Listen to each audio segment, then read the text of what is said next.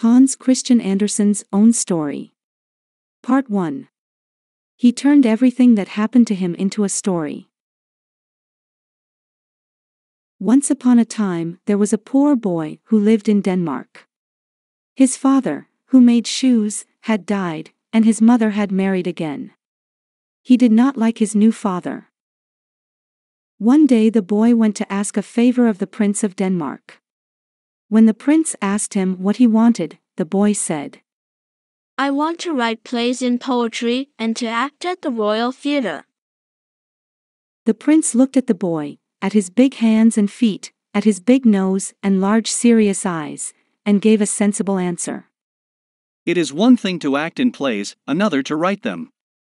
I tell you this for your own good, learn a useful trade like shoemaking." So the boy, who was not sensible at all, went home. There he took what little money he had, said goodbye to his mother and her new husband and started out to seek his fortune. He was sure that someday the name of Hans Christian Andersen would be known all over Denmark. A world of stories. To believe such a story, one would have to believe in fairy tales. Hans Christian knew many such tales. He had heard some of them from his father, a clever man who had always been sorry that he had learned the trade of making shoes. The shoemaker worked hard at his trade, but he liked to read better than he liked to make shoes. In the evenings, he read aloud from the Arabian Nights.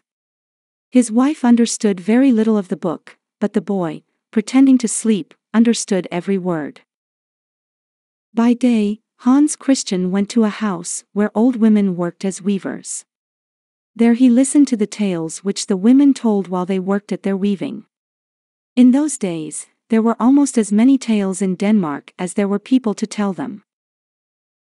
Among the tales told in the town of Odense, where Andersen was born in 1805, was one about a fairy who brought death to those who danced with her.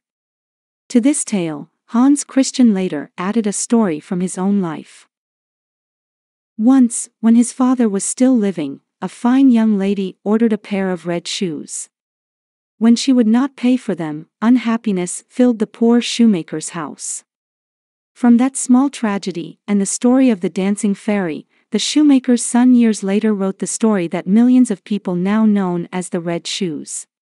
The genius of Andersen is that he put so much of everyday life into the wonder of his fairy tales.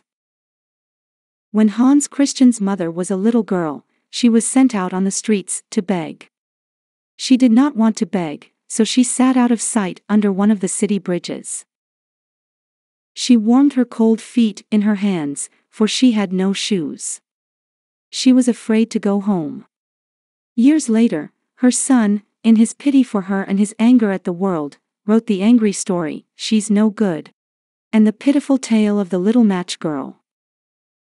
Through his genius, he changed every early experience, even his father's death, into a fairy tale.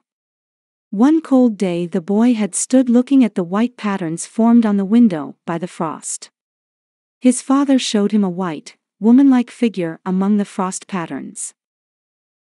"That is the Snow Queen," said the shoemaker.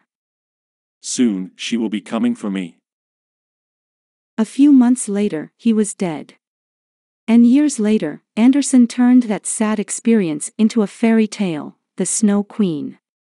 After the prince told him to learn a trade, Hans Christian went to Copenhagen. He was just 14 years old at the time. In Copenhagen. When he arrived in the city, he went to see as many important people as he could find, the dancers, writers and theater people of Copenhagen. But none of them had any help for the boy with the big hands, the big feet and the big nose. At last, he had just 7 pennies left. He also had a beautiful high, clear voice. One day a teacher of music heard the boy singing and decided to help him. The music teacher collected money from his friends and gave it to the boy so that he could buy food and clothing while he studied singing. Hans Christian was happier than he had ever been in his life. But soon his boy's voice changed to that of a man. The beautiful high voice was gone for all time. Because of his genius, the boy soon found new friends. There was even a princess who gave him a little money from time to time for food and clothes. But Hans Christian bought little food and no clothes. Instead, he bought books and went to the theater. He lived in a little room at the top of an old house. From his window, he could look out over the great city.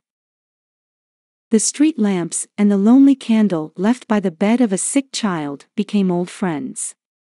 He remembered everything and put it all into tales like the old street lamp and what the moon saw. Story continued on page 64.